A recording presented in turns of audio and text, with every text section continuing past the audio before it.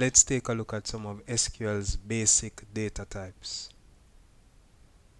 So today we'll be looking at 5 different data types.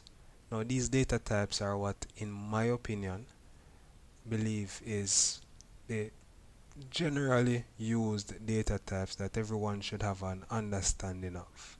There are a lot of other data types, but once you have the understanding of these data types, then it's easy for you to identify the use cases of the other data types that exist. Now we have integer, which is a whole number. We have decimal, which is representative of decimal numbers. And as you can see, we have P and S. The P stands for precision and the S is scale. What does that really mean?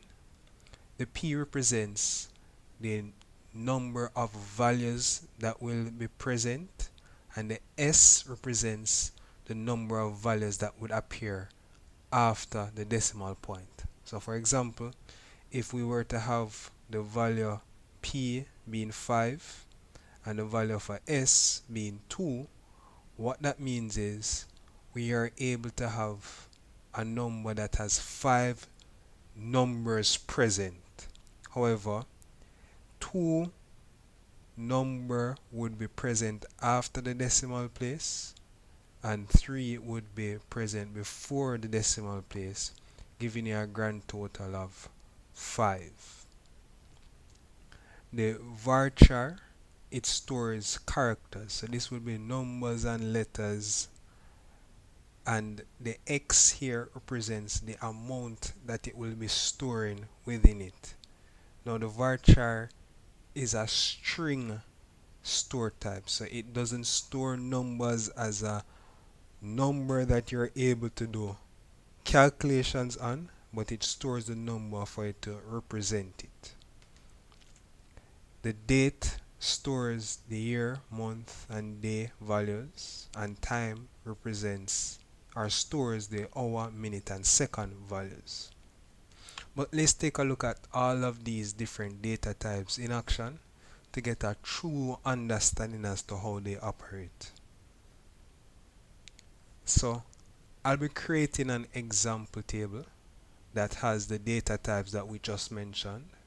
So we have the integer, the decimal, the varchar, the date, and the time data types. Now as we can see, in the data type for the decimal number has the 2 values in brackets. The 5, as I mentioned, represents the total number, and the 2 represents how many numbers can be stored after the decimal point. And for the varchar, this represents the number of values that can be stored in this particular string. Below, we're going to insert some values into our example table just to get a true understanding as to what can and can't happen. Alright, so let's first create this table, and now we're going to insert the records into this table.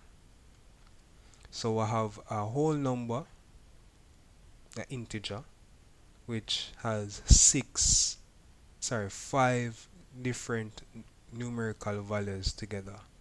Now this whole number will not include a point, so if you were to put a decimal point, it will reject that value. As you can see here, for the decimal value, we have 3 numbers before the decimal point and 2 after. For the character, we have A to J, which has 10 characters. For the date, we have 1990, December 20th.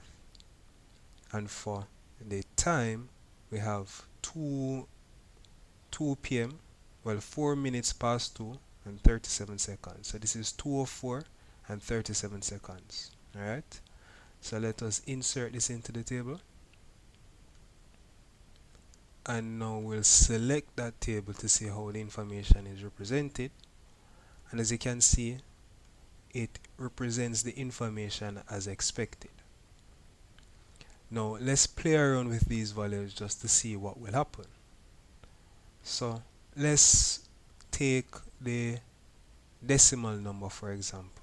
Let's say we wanted to increase this number, so we're going to add a 1 here and we're going to execute this. As you can see, we're getting a error because the decimal is expecting 5 digits in total, with 3 before the decimal and 2 after the decimal. So I'm going to remove the extra digit and I'm going to place it after the decimal.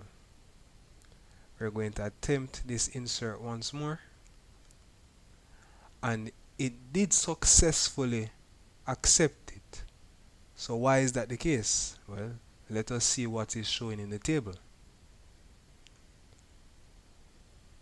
Noticing that while we had submitted it with a 331 after the decimal point, it did not maintain that extra value in the decimal point. So it only retained the first 2, bringing the total amount of digits to 5.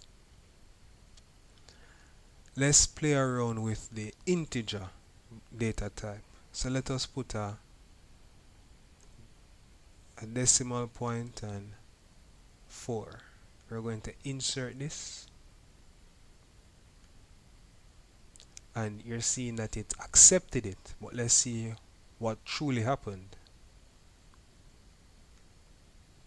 So notice the integer did not complain that there was a decimal. However, it did not store any information after the decimal point. Let us now play around with the varchar values. So it's saying that we are only able to store 10 characters. Currently we have A to J, which is 10. So it's 1, 2, 3, 4, 5, 6, 7, 8, 9, 10. So let us add K and see what will happen.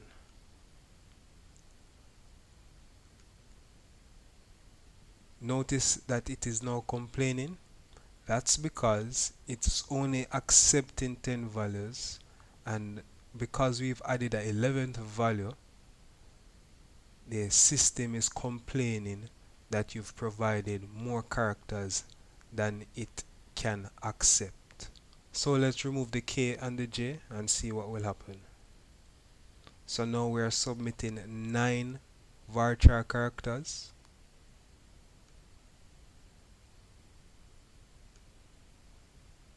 And it accepted those 9. So let's just do a select statement to see the information in our table. As you can see, we have a record present where it has A to I.